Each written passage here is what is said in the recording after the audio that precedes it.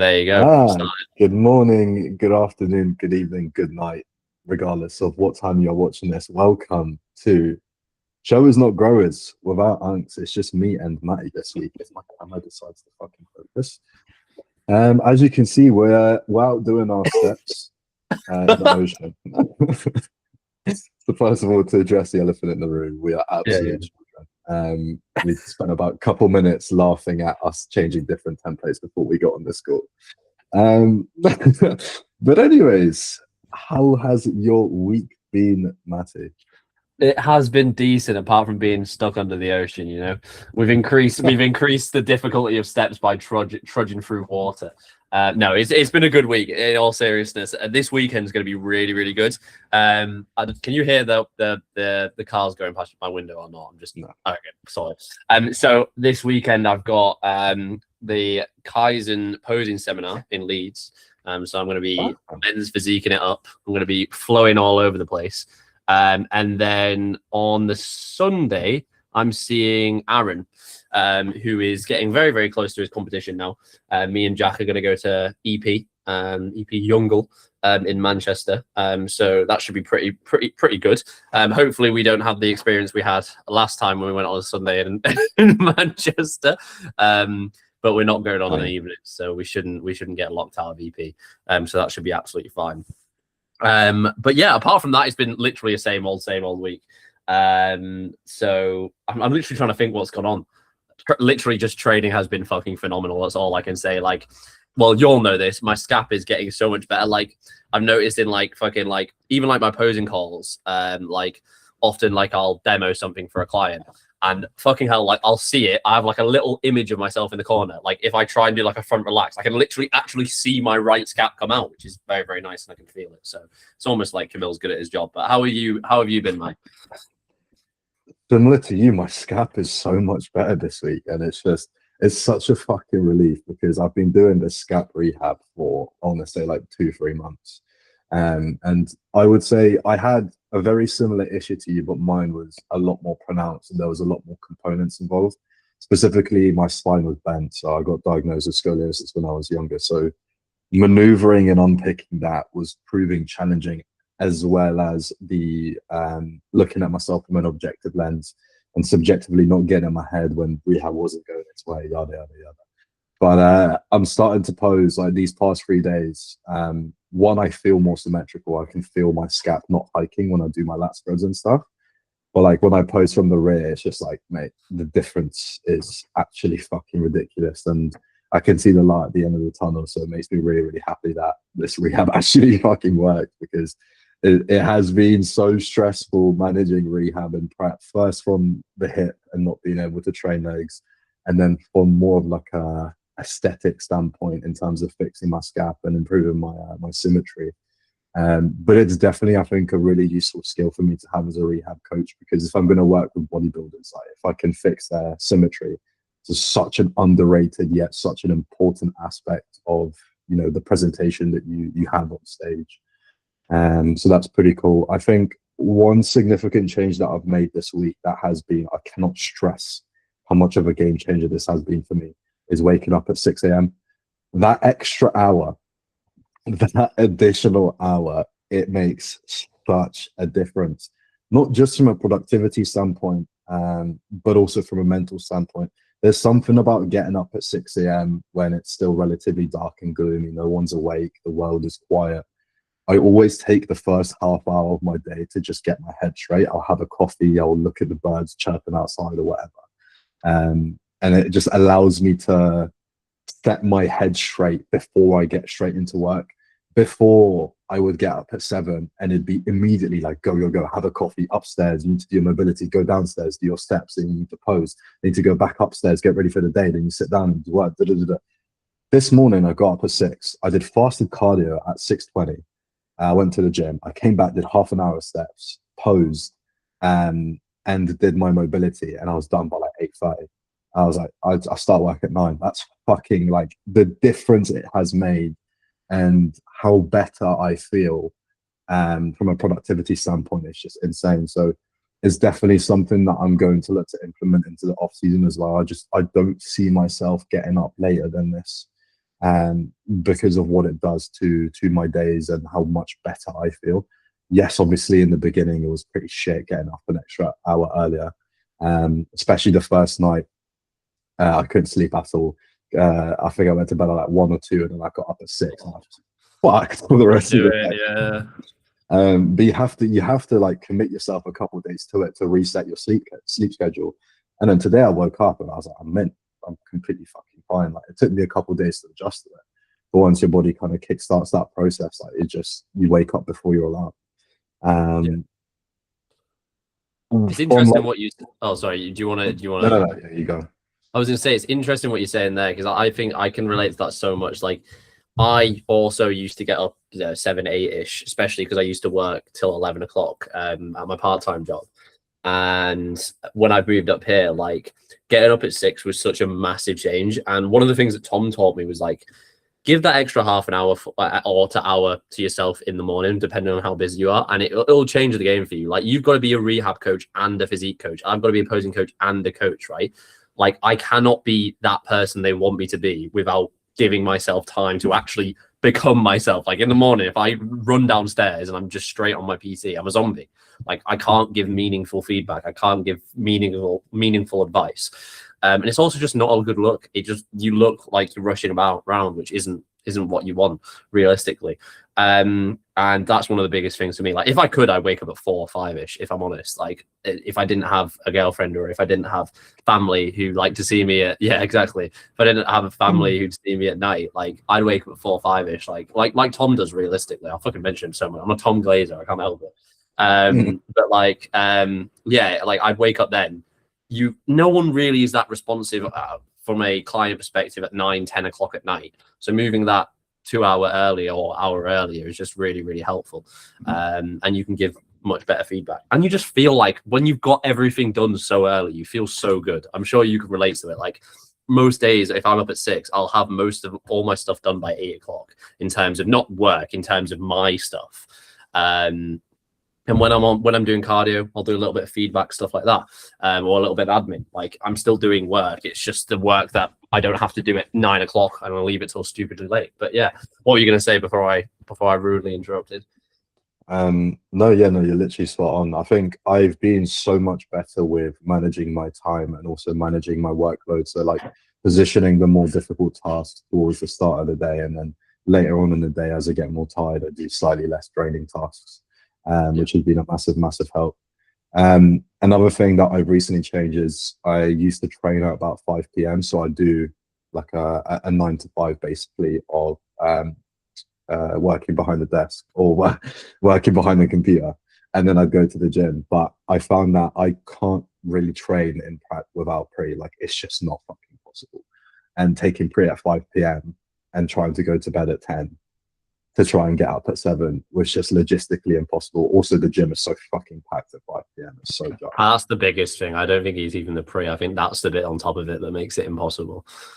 Yeah, so I was like, right, I have this job that allows me to control the hours that I work. Either I go to gym at 5 p.m. and I suffer with my sleep, and that actually impacts my work, or I'm way more efficient with my time, wake up an hour earlier like I'm doing now, train midday, and get a little bit of work done. Not a lot, but a little bit of work done when I get back, which is not very taxing, not draining, like form clips, for example, applying to clients, maybe a little bit of admin, maybe scheduling content. Tasks that don't take a lot of brain power. That is the choice that I made. And I was like, without a doubt, like, I just need to give myself a little bit of a kick up the arse and do a little bit of work when I get back. But even still, I clock on at 8:30 and I finish at 1. So that's 4.5 hours of like high condensed work. And like, it takes me, depending on the check-ins, it'll take me an hour to an hour and a half to crack these check-ins.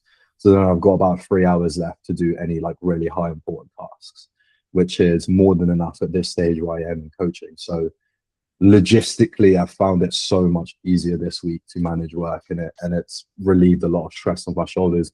I mean, I've onboarded 4 people this week, 3 people from the giveaway, and then 1 other guy who signed on, which again is fucking ridiculous considering everything that I've done working on the admin with making all the forms and sorting everything out in the back end. So like even surprised myself, like being this deep in prep, I was like, it's not an excuse to not be productive. Like, yes, productivity will be diminished, but it doesn't mean I can't be productive. I just need to be much more selective of when I am productive. And I think that's good advice to anyone. Listen, like if you're in a dieting phase and you have less available energy, make sure to schedule your day so that when you tend to have Sorry, keep going. I didn't mean when you tend to have more energy, do the more important tasks. And when you don't have the energy, don't force yourself to do something. For example, I came back yesterday at 8 p.m. After training my full day of work, and I massaged my brother for an hour. I came back at 8 p.m. and I was like, right, I've got 2 onboardings to do. I'm not going to do them tonight because I'm fucked. I was like, there is no point of me forcing myself.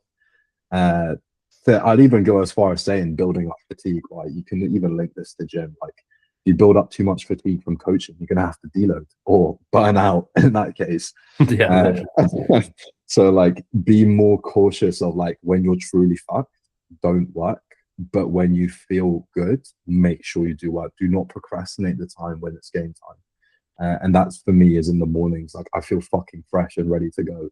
So I'm like, right, if I do like really good condensed work, don't get sidetracked, don't go on my phone, don't do any of this, just fucking do it. By the time it gets to 1 p.m., you just feel so much better because like 80% of the shit you need to get done in the day is done. Yeah, obviously that's context dependent. Like I completely agree with what you're saying, but like I think one of our, especially like younger coaches out there listening to that, will maybe take that as a sign to be like, oh yeah, anytime like after I'm training, I'm tired, I probably just won't do work. There's going to be times you have to do work. There is. I know that's not what you're saying. I'm just saying in case someone wants to miss. Like, I think people forget how hard actual good coaches work. Like, I can confidently say both me and you, we have a job on the side, relationship to deal with, have to travel places, especially you, say, if we've got stuff on, you have to travel like 5+ hours, right? In prep as well. Like, most of my day, if not all of it, is spent working. I'm not going to lie. Some people might listen to that and be like, oh yeah, it's fucking, you must not be working that hard. You must be delaying out. No, like, if I'm honest, like, I've had to fit on, I work 5 days a week. I do other stuff on top of that as well. I have posing calls and stuff like that. Like, balance is a bit overrated in this part. If I want to build a business, I'm going to have to fucking work my ass off. And I think that's something that's getting lost a little bit, even not even just in terms of coaching now, in terms of the gym as well. Like, people are just looking to do the least amount possible. Like, why don't you just actually work as hard as you fucking physically can, and then pull back if you need to, and then find that middle ground. Instead of being like, oh, I can't do this, I can't do this. It's like, yeah, you just try it. But anyway, you could literally make that into a podcast on its own, fucking talking about how weird this this state of the industry is right now in terms of people and how much they want to work. But yeah, I literally completely agree on your point. Like, I think the main overarching topic that you want to get across there is you're not going to do work if it's not going to be to a high standard, and it's not going to be to your standards. Me, Jack, we all hold very high standards. I mean, I know if I feel ill and then someone needs a very, very important question answer, and I won't just leave it, but I'll be like, say if I was ill like I was the other week, I'd be like, look, this is exactly what I'm going to get on it. I even go as far as saying a fucking Google Calendar thing to them to show them this is when I'm going to get on it. So it keeps their brain okay. They're not like, oh, my coach is ignoring me. But I wouldn't be able to give a high quality of service there. And that's not what it is. And that's not what I want to do. But yeah, sorry, I just went on a fucking little ramble there. No, you're just spitting facts. I think there's a lot of like trial and error when it comes to refining your days as a coach. And that's any advice for like young coaches out there. It's like, don't be scared to try things and don't be scared to push things. It's the same thing with training. If you never fail, are you truly training to failure? How do you know? It's like, if you never burn out from coaching, how do you know if you're working hard enough? You've never burnt out. You don't know what your limit is. It's like, you can either view burning out as a negative, being, fuck, I'm so tired from work. I've done 10 calls this week and all my check-ins and all of this stuff come up, or you can view it as a positive and be like, okay, this is the limit. So let me just work a little bit under that and let me manage my time a little bit better to take that stress off. Because coaching or running a business in general is about scaling. If you're overworked now, there is no room to scale.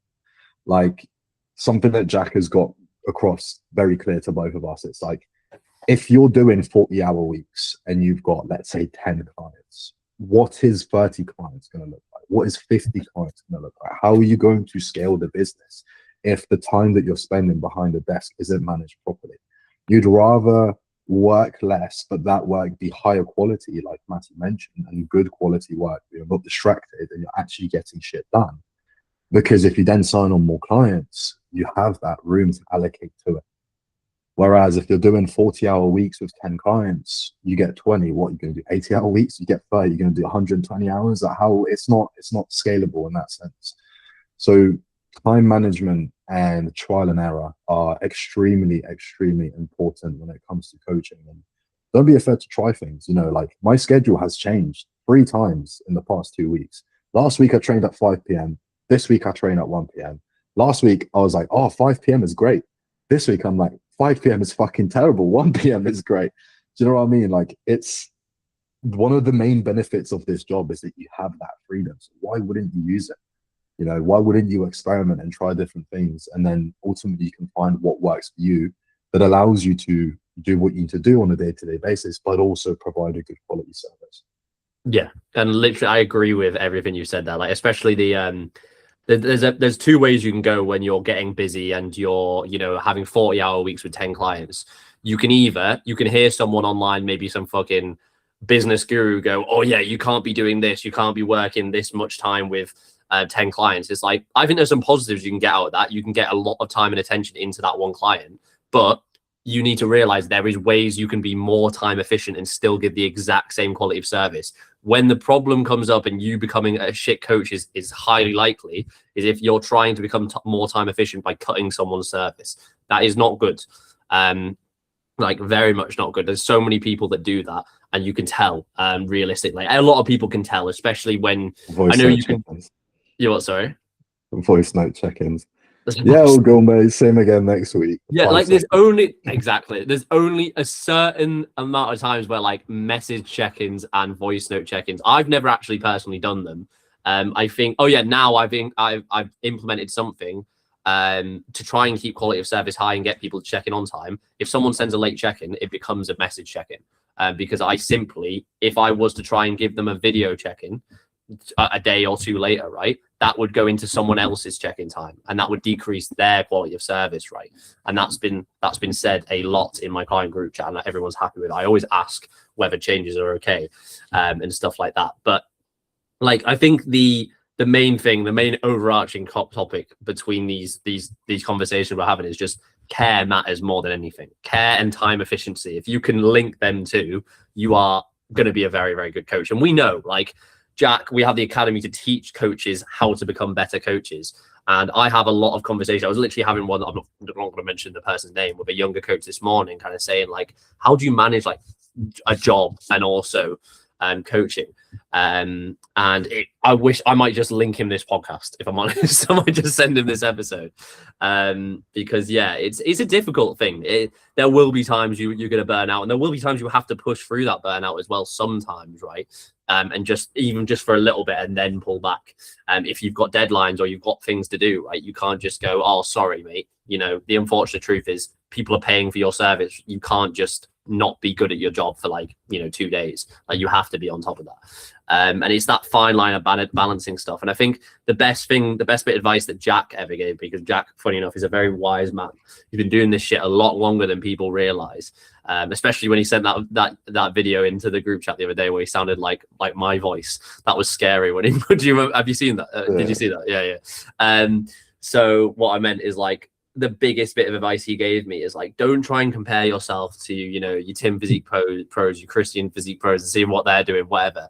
Like, do what you do right now. Just do it better. Do it more time efficient. Do it more like better service. Just focus on yourself. I think it's so easy, especially with social media and most of your job being on social media, to compare yourself to everyone else and seeing what they're doing.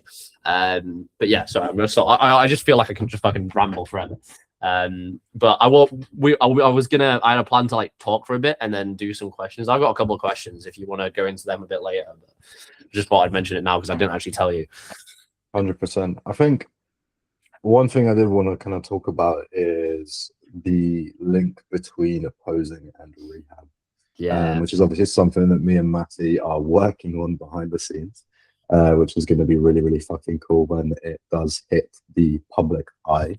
Well, I say the public for people who want to come for our services. But yeah, I think I put up a little post today of like how my scap looked when I was posing a couple of months ago to how it looks now, and the change is fucking ridiculous. And I think when it comes to posing, there's so much that can be linked to rehab, but movement mechanics and rehab exercises and mind muscle connection and all that stuff.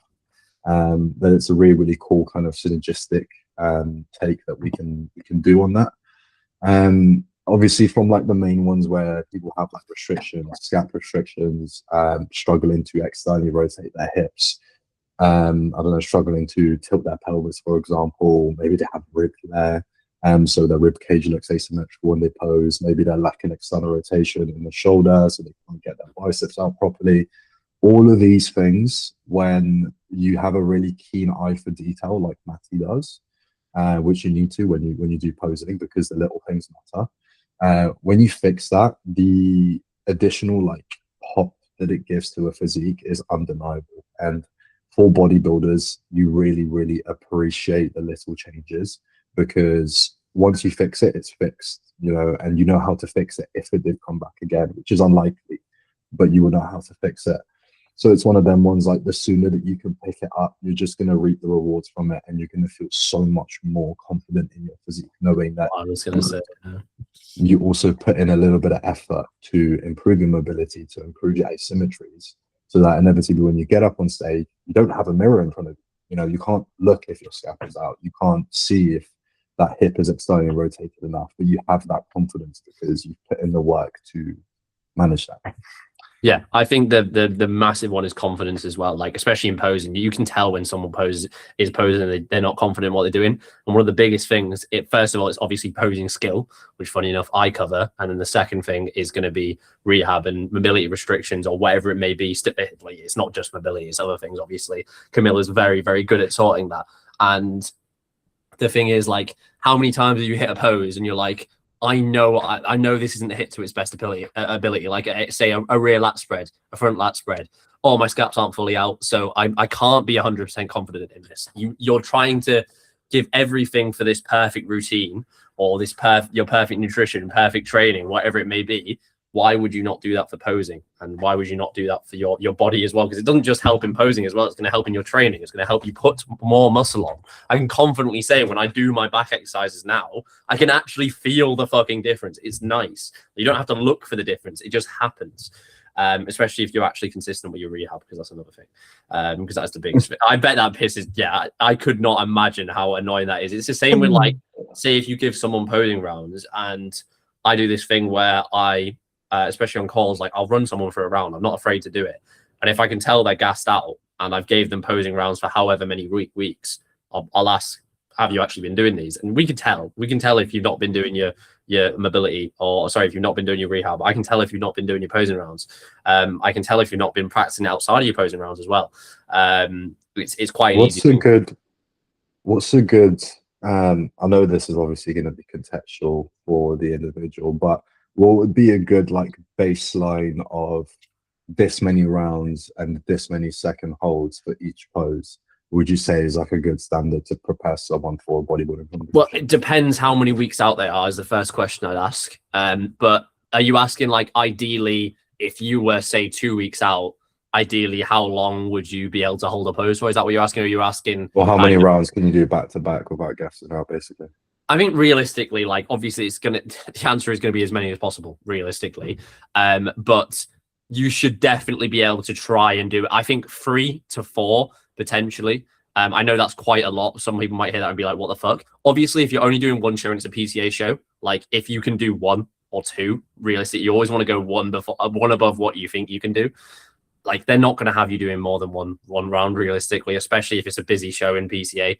If you've got your UKD FBA stuff like that, where they're actually going to give you stage time and work you, yeah, you need to make sure you can fucking hold your poses. There is no like, I know it sounds annoying, but there is no answer to this because it's realistic as many as you can.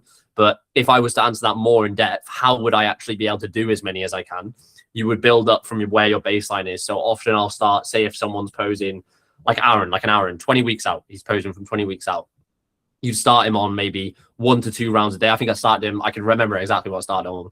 It was one round rested, one round rest day in the morning fasted, and that was 5-second holds on each pose. And he used to he could not do it. Like he was really struggling. And then he did it for a week and he was like, oh shit, I can start to do this. And then I had it on 1 round post workout as well. And now he's on 3 rounds total in the day. I know 4 rounds total in the day, depending on whether we're pushing for it or not. I'm sure he's listening to this. So I think it's 3 or 4 at the moment. I was going to up his thing this week, but he's started a new job. Well done him. So we're going to have a little look. But he can hold his poses so much better now. And the thing is, like, it's not just posing stamina as well. It's your ability to pose more efficiently. I think so many people, you probably relate to this because I think this was a problem you were having, is like everyone poses so hard when they start. They literally fucking tense everything. Or they, I don't know, saying I've got people doing a back lat and they're thinking about tensing their lats. And it's like, if you know how to actually pose efficiently, there's certain times, obviously, but if you know how to pose efficiently, right, you'll know when to pose, what timing to actually contract things as well. Because if you didn't know when you contract things, you're probably going to inhibit the ability to rotate, protract, stuff like that. And you get more efficient at it. So yeah, so that was a really long-winded way of saying, like, you build it up gradually through prep. Ideally, you want to do 3, 4, 5 rounds back to back, ideally. And yeah, they're still going to be hard. But yeah, it really does depend. Is 1 round symmetries and muscularity poses?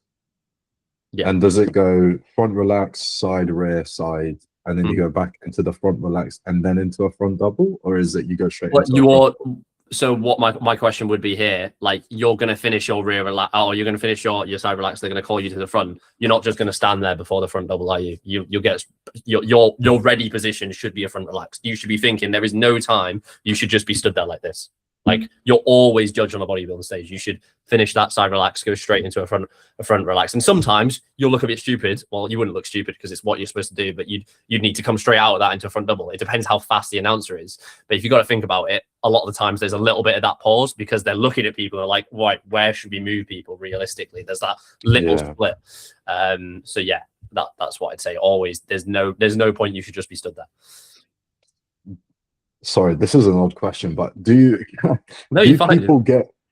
people get moved after just the symmetry round? I see, when it comes to shows like this, like, honestly, with how everything's fucking moving right now, and like every fucking, like, UK FBA are making changes and stuff like that, I haven't watched the show this season. I actually don't know. But my question to you would be, why would that matter? You'd still pose the exact same if you got moved to the edge, which is highly unlikely for you realistically. But if you got moved to the edge, all you'd need to do is just look at the judges and move your body towards the judges. So angle your body towards the judges. But yeah, it depends on the show. I've actually, in every show I've been to and I've watched, I've never seen it. Because a lot of the time they'll put people back and then they'll call them out, especially if it's a longer thing. Like, if you got, do you remember Nat's NBW show? You were there? What? Yeah, you were. Am I going crazy? Yeah, you were. What am I saying? Of course you were. Fuck me. Do you remember when they called first call outs out? That's when they move people out and they change people. So yeah. I see. So you'll do a full round and then they'll call you off, do the second call. Oh no, yeah, they'll split you into groups. My thing would be is, like, look what your first show is and look up everything about it. If there's videos on it and stuff like that, that's what I'll do. I know if I'm doing a PCA show, I'll be going to PCA shows before I do it. Obviously, it's a bit different for you because you live in Scotland, so but that's probably my best advice for someone. Watch some shows, especially if this is for any new like first time. But go and watch it. If you've never been to a bodybuilding show, go watch one, please. Like, just understand how it works, especially if it's one in your fed, or that it was one of the ones that your fed's doing, right? Yeah, it's definitely something that I need to work on. I think I've slacked a little bit when it comes to posing. I just do 1 or 2 rounds in the morning and I don't do anything post workout. Um, and the other thing was like working on my posing routine. Okay. So Yeah, I wouldn't. This is not me trying to step on Butcher's toes because he's got you. But has he like advised you to do anything and stuff like that? Like in terms of like how many? Has he said? Okay. we don't even do rounds in the calls. We just get in, we chat for like 10 minutes, and he's like, "What do you want to go over today?" And I'm like, "Oh, I think this pose needs work and this pose needs work." Like by the end of it, I'm not even sweaty. Like Yeah. I've And I I've don't. asked him. Sorry, you go. I've asked. Yeah, I've asked him to do rounds, and I was like, "Can we just do a round?" And he was like, "Mate, there's no point." I was like, well, "What do you mean? I need to do rounds with you in person so you can tell me what's what." Because this is the thing, right? Like you might hit a pose perfectly in the first round, but it's not about just hitting it in the first round. You be consistent, hit it perfectly. So, for example, me hitting a vacuum in my first round, I'm going to hit it perfect, but I could fuck up my vacuum in the second and the third round. So that's something that I need to be aware of. But ultimately, it's difficult for me as the athlete to point that out. It's something that I need a second eye on. At least I think. So I'll never comment on someone else's like posing code. They obviously Butcher's very fucking good at what he does, and this is not. I'm not. I just know I can only say what I do a lot of the time, especially if they're newer. Rounds won't be what I do on call. Obviously, it's looking at doing the poses because I don't want to reintroduce bad habits. If someone hits a front relaxed and they hit it badly and they do 3 rounds or 2 rounds, I'm not saying they're going to do that, especially as a beginner. They're just going to reinforce that bad habit. But if I've got a seasoned, like someone who can pose very, very well, like someone like Aaron or Neo, like Aaron is the one that I can think of because he's been posing the longest, right? When I've got Aaron, like we'll do a round to start the call. I'll just double check everything, see how, because it gives me an idea of how he's doing on that day as well. If his posing standard's bad, compared to what it's been normally, I'll normally ask questions. I'll normally just have a little look into it. And then we'll go from there. Because realistically, if I ask a competitor, especially if they're like 5 weeks out, oh, what do you want to go over today? They're going to be stood there. They're thinking about their fucking next meal. They're not going to think about, oh, I want to hit a classic side tricep or whatever. Like, I always look at what that person's standard is on that day and go from there. And then often I'll finish off the call with a round. And obviously it's not posed 100% sometimes. It depends how tired the athlete is. But I don't think it's like, say when you did you ever do any sports growing up? Yeah, I did swimming, rugby. Yeah. How many times in a rugby set, not like, let's say rugby or football, I did both. Like, how many times in a session did you go over, say, like throwing or passing in a certain way or some certain drill, and then finish the session off with a game or some kind of match-like situation? It reinforces the positive. Every single one. Literally, that's why my posing. I'll say it now. That's why my posing calls are very, very efficient, because we'll finish it off, and if I notice, I always do it probably like 10 minutes before the end. I'll get them to do it. And if I notice they're not putting that thing in, say if we've just worked on a side chest for ages and they're not putting that side chest, or they're not putting that side chest to work right, I'll be like, right, let's do this again. Let's remember what we did. Maybe I'll take them out for 2 minutes and go over that thing again. Let's put them back in. And then they'll actually reinforce that habit. I just don't think I think you've always got to reinforce it, especially when someone is, and there's no other nice way of saying it. If someone's got prep brain and they're literally struggling to think, like if you give them 40 minutes on a side chest, even they're not going to remember it unless they reinforce it. I that's how I do things, and it works. So there you go. There you go. Write that down, ladies and gentlemen. Reinforce it, yeah. Do you want to go through the questions? Yeah. I haven't got loads. I just thought I'd finish that. Checked if I got any. I'll probably have some questions for you off the top of my head. I've got 2 people that were asking about sharks. I don't know if you know the law behind sharks. I don't know. I keep commenting it because I see everyone else doing it on your post. Right, I'll say it now in case, because there's loyal podcast listeners. I put a post up and I can't remember what I meant to say, but it auto-corrected to shark. Daniel Thompson, or Thompson, I think I said his name wrong there. He put a shark gif in the comments, and now fucking Jake Woodruff does it, fucking my girlfriend does it. I just get every single fucking post. It literally has me on lock. So yeah, Jake's asked, what's your favorite type of shark? And Daniel's just put, let's 4, 8, 12, 16, 20, 23 shark emojis. So, you know, that. So anyway, I actually got some really good ones, specifically from Jake as well. So I think this could go for both of us. So I don't know if you want to answer it first or me, but what is the most important thing you have learned from being in the bodybuilding industry so far? I think I'll let you answer that first, unless you can't think, because realistically, you are. If people are going to look us up on the street and go, "Who's the bodybuilder here?" They're going to look at you. So you answer that, and then we'll go from there. Resilience. It's so easy. Resilience. That's a the art of not giving up. And I guess as a branch of that, the art of not losing your head when shit hits the fan. Great. You don't need to say anything more than that. I think if everyone could be slightly more resilient, I think the world would be a better place. I think there's so many things that can be solved by resilience and just shutting up and doing it. But anyway, what's the most important thing? Oh, sorry, you go. Oh, sorry. One of the biggest driving factors for me completing this prep is like, if I can go through this prep and keep my head, what am I going to be like out of prep? And in the sense of like, I think a lot of people choose to live a comfortable life, and because of that, they suffer with issues. Not to go into specifics, but the same way we condition our body by going to the gym and our muscles get stronger, you also need to condition the mind. And when you actively choose to go through something hard, when that hardness goes away, you're going to be in a much mentally stronger position. Like if I'm managing my schedule now, when I'm out of prep, it's going to be a piece of piss. It's going to be like, well, I did it when I was on eating dust and climbing mountains. Now I feel great. It's fucking easy. Do you see what I mean? Yeah, I completely agree.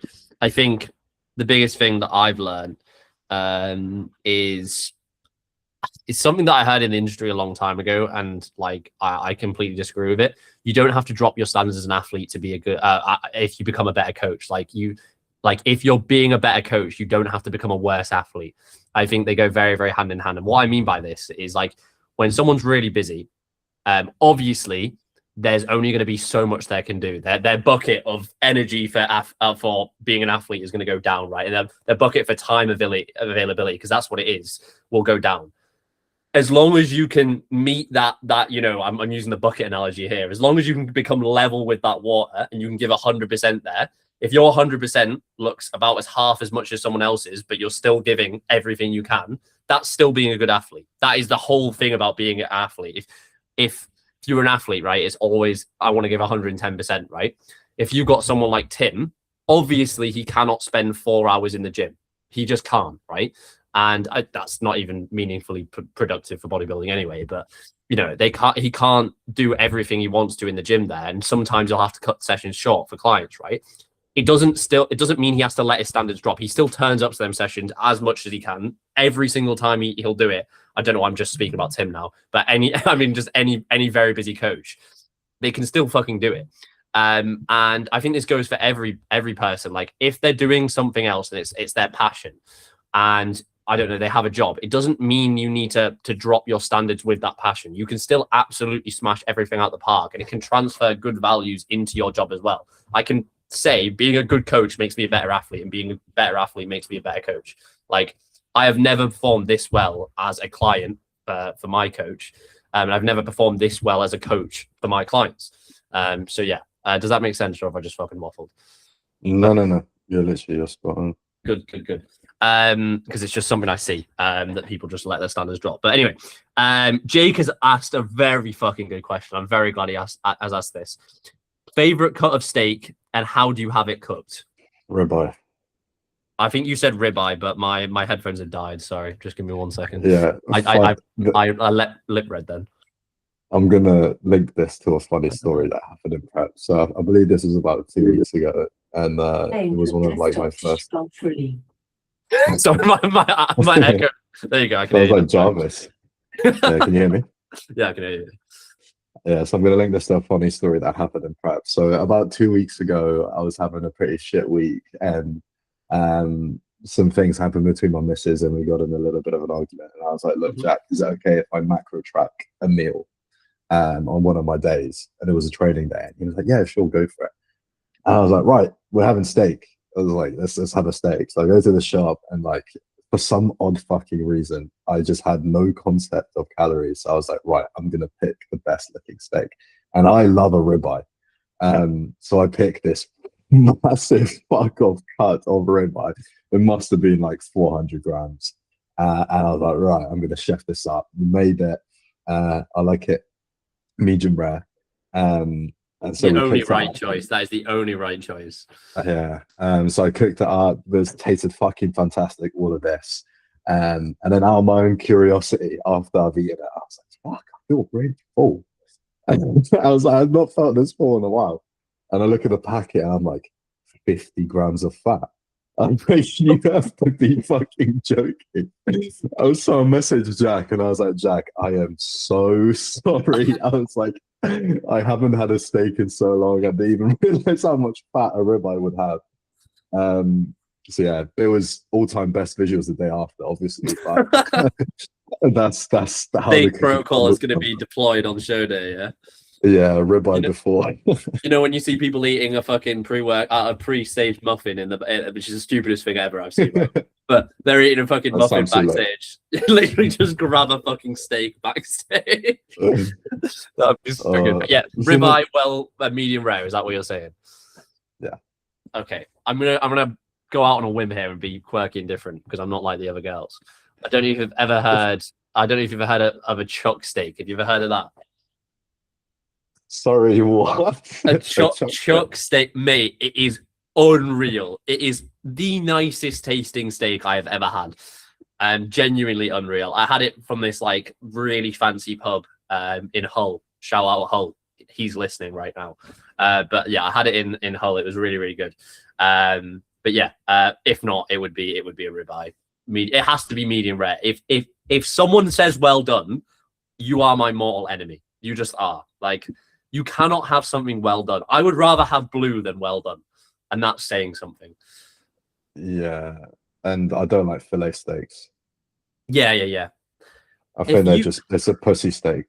Yeah, have a bit of fat on it. Don't be shy. So I my agree. missus, Not 50 missus grams. Not 50 grams of fat. yeah, not 50 grams, but my missus loves a fillet steak, and I was like, look, like, I'm not being funny, but she made me cook it last time. That when we had that ribeye, I cooked it, but like I cooked it medium rare, and I was like, eat it. She was like, no, put it back on. I put it back on.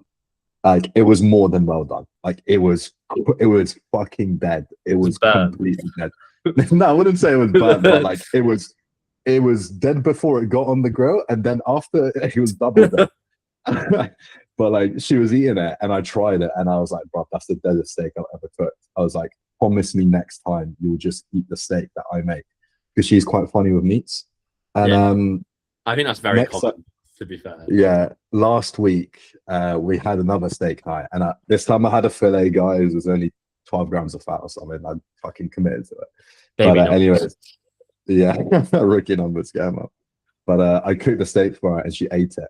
And then the next day, her mates started messaging me, and they were like, how did you make the steak?" And I was like, "Why?" And she was like, "She can't stop talking about it." And I was like, "Isn't that fucking ironic?" The week before, she didn't want to eat it, and then the week after, she ate it. Now she can't stop talking about it. Yeah, I'm not gonna lie. If you have a well done steak, you are the type of person that puts a cuff, a seatbelt, a fucking, I don't know, a resistance band on a tricep extension, and then trains to 5 RER. That's how I see you. That is genuinely how I see you, and that is genuinely I've seen.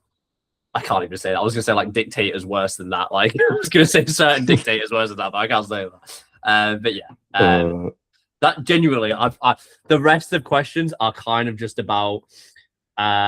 Becca's put a question in, and she said, "I think my question is a good one, so it could be really." That is actually a really fucking good question, right? I rate this from her. What pose would you say each of you are? Like, what vibe do you give off to each other? That is actually a fantastic question. I like that. So, are we answering? What I think we should answer this like. I think we should say what I think you are. I think you should say what you think I am, and then I think we should say what we think you know, if I go, oh, I think I'm this, you think you're this. I think that's Okay. actually a really fucking good question. It's like if I imagine you hit in one pose, what would that pose be? What Well, would I imagine? I don't think. I think it's kind of like.